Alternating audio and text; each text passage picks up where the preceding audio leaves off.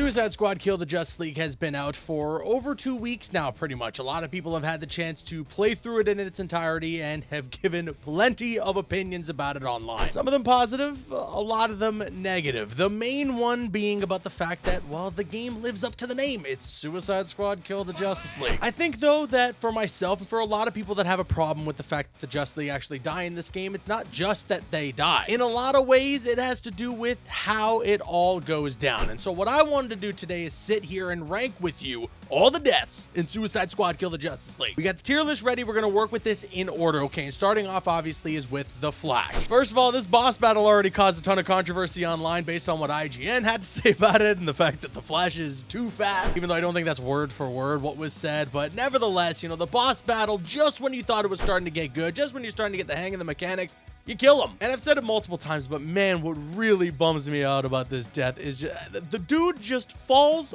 over. I already know by now that you've probably seen that clip of the kill cam, okay? That final round winning kill that my editor has used over and over and over again in these videos. But it's true, seriously, that's all that happens. You shoot him, he falls over, he dies. And listen, I don't like what happens here, but I need to defend one tiny little thing during this cutscene that I feel has been blown way out of proportion. A ton of people online have so much issue with the fact that after the Flash dies, he's peed on. That is not what happens. Oh, I just can't believe people don't pay enough attention when these cutscenes are happening. Listen, all right? The Boomerang, he pulls out. He's ready to do the deed, but Deadshot stops him. He says, dude, have some class. And that's when they all start to realize, I mean, the dude's carrying. But no, he doesn't literally perform the act of peeing on the Flash. That doesn't happen. It's about to, and I'm upset that it was even going to, but it doesn't actually happen, okay? Nevertheless, for everything that I mentioned about this Flash boss fight and about this Flash death, this one's gonna have to go all the way down into the F tier. Following that, though, then you get to Lex Luthor. He teaches you a little bit about how to take down Green Lantern using tiny little yellow lanterns to invoke some fear into the willpower. And honestly, this is probably the best boss battle in the game. Not that it's much of a competition, but it's pretty cool. You know, there's all these Green Lantern constructs that he's spawning in. Some of them are giant sniper rifles. Some of them are turrets. I do wish that there was a bit more variety in the actual constructs, but it sort of fits what John Stewart is kind of known for and a lot of the imagery that you see with John Stewart from the comic books. And then when you shoot those constructs with the yellow lantern, they get destroyed and it takes down his shield, and that's when you can open up on the dude. And yeah, it's a little bit of a bummer that you still, after defeating him, just kind of walk over to him. Deadshot says a line and bam. But the only reason why this death is kind of elevated in terms of all the other ones that happen in this game is because it's surrounded by a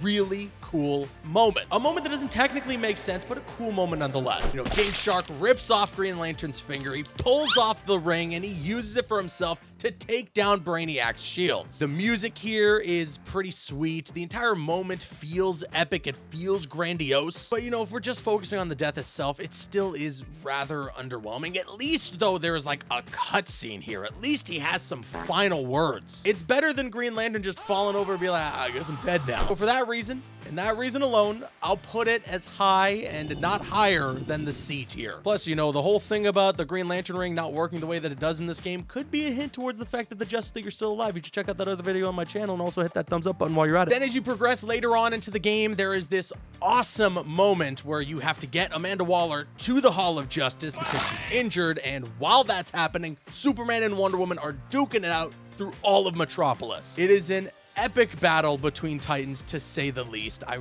really loved the way that they portrayed these two gods going at it. It's so cool. And this all culminates to Superman destroying the kryptonite shield that Wonder Woman had, her trying to stab him in the chest with a giant piece of kryptonite, it not killing him for whatever reason. Again, check out that other video that's up on the channel about why the Justice League might still be alive. And then, well, because he's still got some power in him, he just hits her with the heat vision until she turns to dust. I guess she wasn't feeling so good. And I mean, this is absolutely, unequivocally, the best handled death out of all the Justice League members in this entire game. I mean, it's emotional. It's a grandiose moment. It feels like there is impact to her death. And she is the only Justice League member out of the entire league in this game that isn't infected or under Brainiac's control. And so this death, it feels like this is the moment where we've lost all hope now. And I thought that it was really well handled. I liked that as we led up to this moment, Harley Quinn and kind of the squad in general were like fanboying or fangirling over Wonder Woman. And so again, when Wonder Woman fell, when she was killed by Superman, you felt the impact of that moment. And so this is gonna have to go under the only good death in the entire game tier. And then after killing Wonder Woman, you go on a bit of an adventure to get into a bat cave that's hidden in Metropolis. This then leads to a really cool fear toxin encounter where Batman's got all these statues, he's stalking you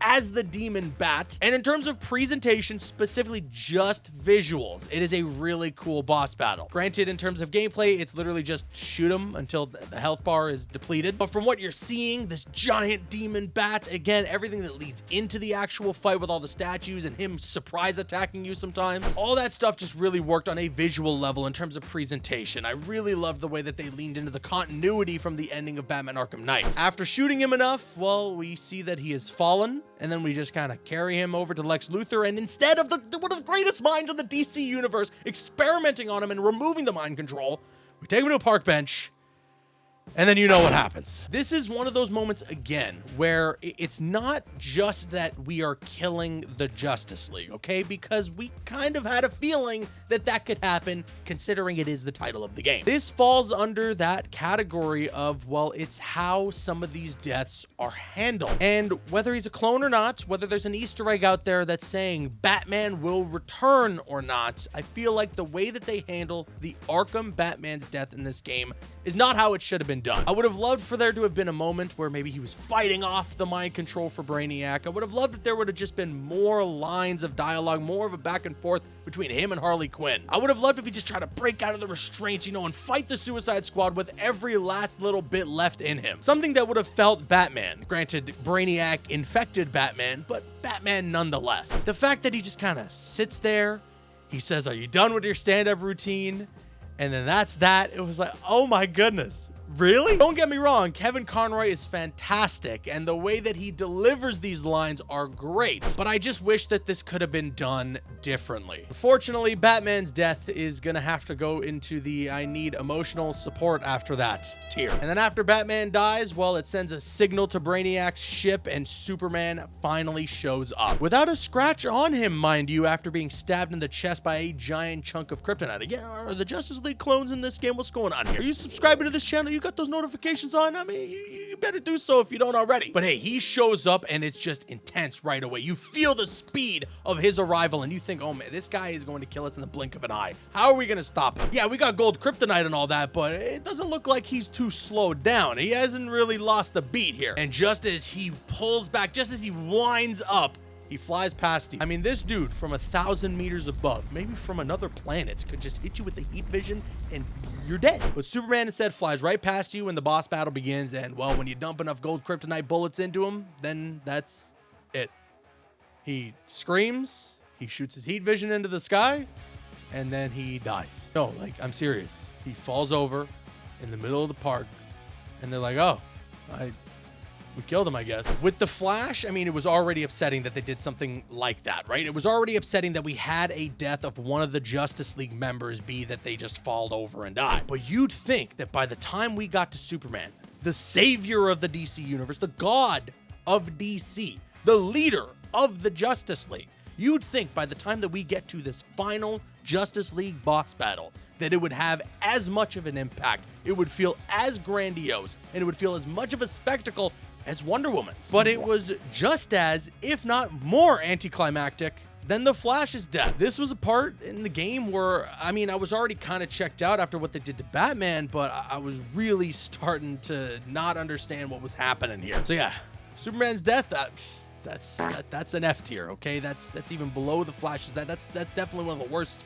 in the game. Oh, but we're not done. All right, because then we get to see Brainiac. Then we get to the main villain of the game, the dude who took over the Justice League. And by this point, you know, okay, we found weaknesses for Green Lantern, for the Flash. We had the gold kryptonite for Superman. How do we stop the big alien dude who took over the minds of the Justice League? Even if the real League are still on the Skull ship, okay? Even if the real League is still alive somewhere and we just fought the clones, nevertheless, I mean, he captured them. He's holding them hostage. on the Skull ship and was able to create clones of them. How are we, the Suicide Squad, gonna stop him?